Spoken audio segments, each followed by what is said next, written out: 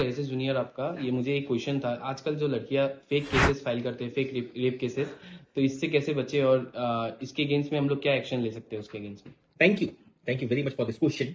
और ये एब्सोल्युटली एक ऐसा विषय है जिस सब्जेक्ट पे कई बार मन में सवाल पैदा होता है कि ऐसा तो किसी के साथ भी कभी भी हो सकता है।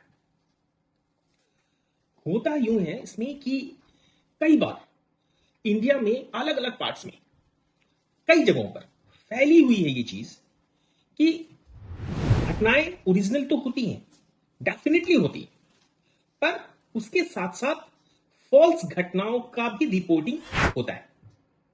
अब ये जो फॉल्स घटनाओं की जो रिपोर्टिंग होती है, इसमें हम कैसे अपने आप को डिफेंड करें या किस तरीके से हम इस चीज को, इस सिचुएशन को डील करें।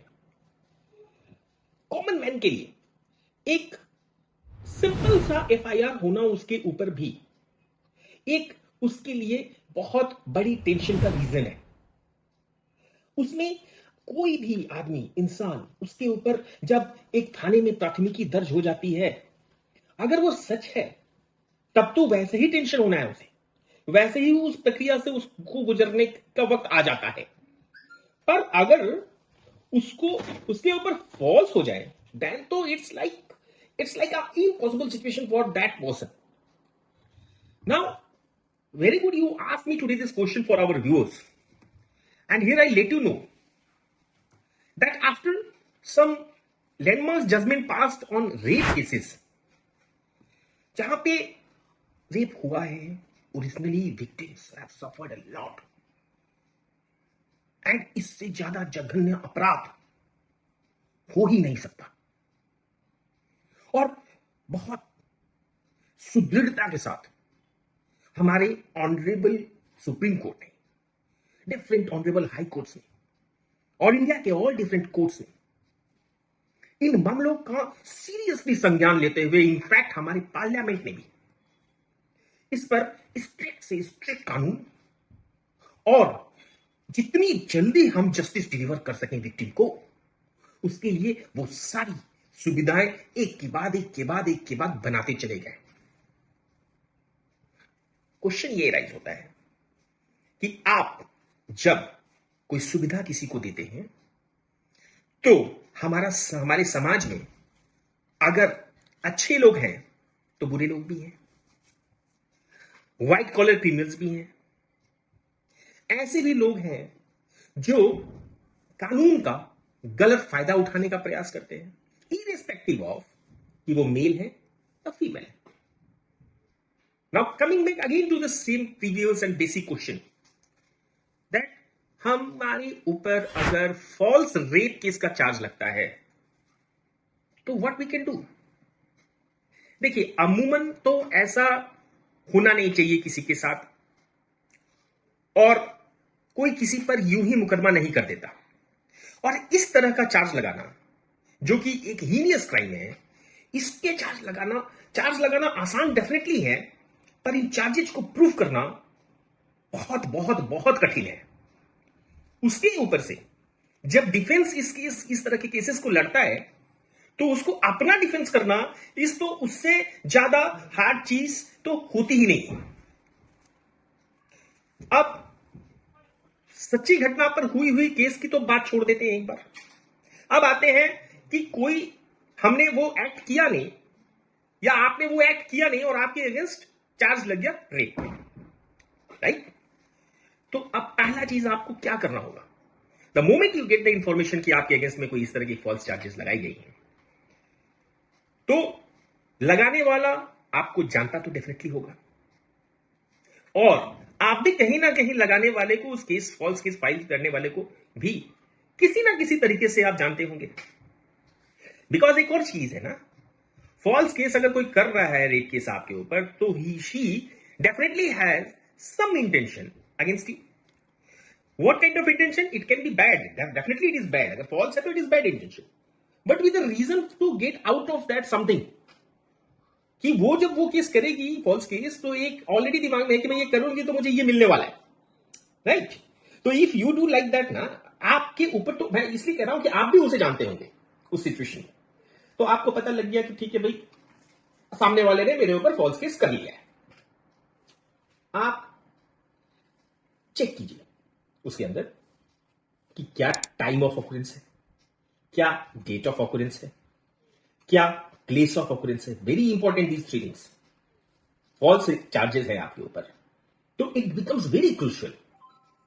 क्रूशियल ये है time, date and place of occurrence, घटना का समय, जगह, ये जो और तारीख, तीनों। अब आप पहले देखें कि कई बार फॉल्स केस जब करते हैं तो लोग गलतियां कर जाते हैं। लोग ये चेक करना भूल जाते हैं कि इस डेट को आप एक्चुअली में कौन से जगह पे थे, या एग्जैक्ट उस वक्त पे आपकी लोकेशन क्या थी। And very thankfully to the mobile कि आप ऑलरेडी अपना लोकेशन प्रोवाइडर को लेके अपने साथ ही घूम रहे हैं। तो पहला चीज ये चेक करने के बाद अगर आपको उसमें डिफरेंसेस मिल गए तो आप उस चीज को समझ गए कि अब ये तो चलो भाई, ये जो बताया इसमें कि इस जगह पे घटना हुई है, उस जगह पे इतने बजे हुई है, तो उस जगह पे उतने बजे आप वहां पे उपस्थित ही नहीं थे। तो अगर आपको ये पता चलता है तो ब्लैंकेट फॉल्स हो जा रहा है उसका एफआईआर पहली नजर में। तो अब आपको करना क्या है, एक सर्कमस्टांस। अब कुछ भी करने से पहले दूसरी सर्कमस्टांस भी ले लेते हैं। आपको डेफिनेटली उसके इंटेंशंस का पता हो चुका है, तो उस इंटेंशंस का जो पता हो गया वो दूसरी चीज आपके पास इकट्ठा हो गई कि this is the ill intention, this is the thing she wants from you, आपसे चाहिए, इसके इस रीजन की वजह से उसने ये फॉल्स केस किया है। तो दो चीजें हो गई आपके पास।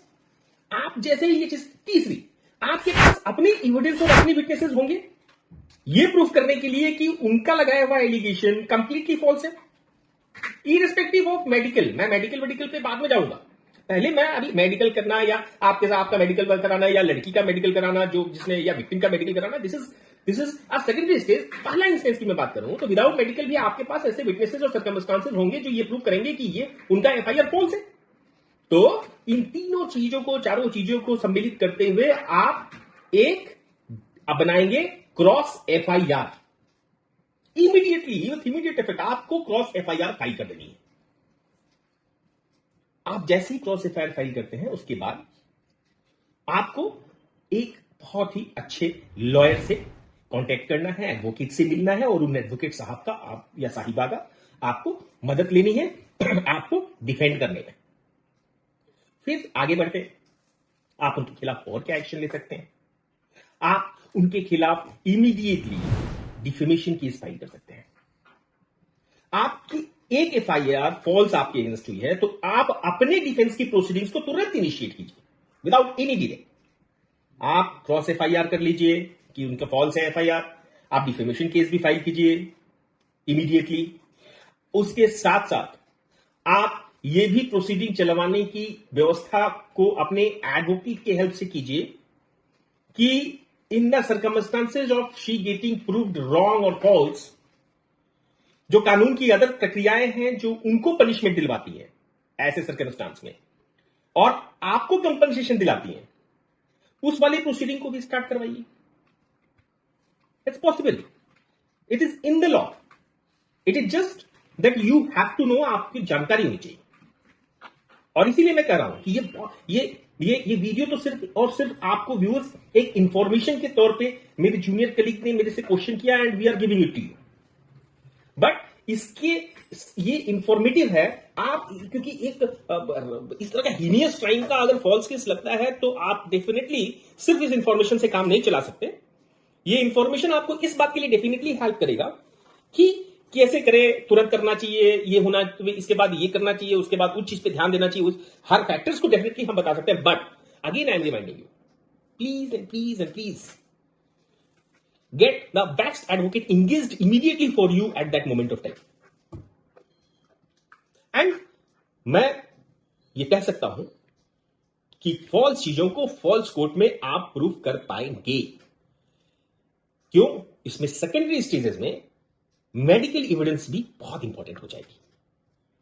तो circumstantial evidence plus medical evidence plus the evidence which you will produce, and in the mean time सिर्फ फॉल्स एफआईआर से ही तो नहीं होता ना। फॉल्स एफआईआर कर देने से तो चार्जशीट फाइल नहीं हो रही है ना कोर्ट में। तो then in that case police की जो इन्वेस्टिगेशन चलेगी, फॉर दैट टाइम बीइंग, उसमें भी पुलिस की इन्वेस्टिगेशन में भी ये बातें तो आ जाएंगी कहीं ना कहीं। अगर thoroughly and proper investigation police ने without having any biasness towards anybody, then definitely the police will never and ever charge sheet this case and go to close the case. So in that circumstance, आपको ये चीजों का ख्याल रखते हुए false FIR rape cases में भी डरने की आवश्यकता नहीं है। सच्चाई की जीत होती है इस अदालतों पर और हमारी ऑनरेबल कोर्ट्स पे जो बिलीफ सिस्टम है आज तक हमारे इंडिया में, इन्हीं वजहों से है, इन्हीं रीजन से है, जहां पर अंत में न्याय मिलता है। तो व्यूअर्स, इस इंफॉर्मेशन के साथ अगर आपको थोड़ी भी मदद इस वीडियो से मिली हो तो आपका ब्रिजेश मिश्रा आपसे ये रिक्वेस्ट करेंगे कि इस वीडियो को लाइक करें और ज्यादा से ज्यादा लोगों को शेयर करें ताकि सबको इंफॉर्मेशन मिले। और मिलते हैं नेक्स्ट वीडियो में with an another question by any of my junior council. And thank you very much. नमस्कार।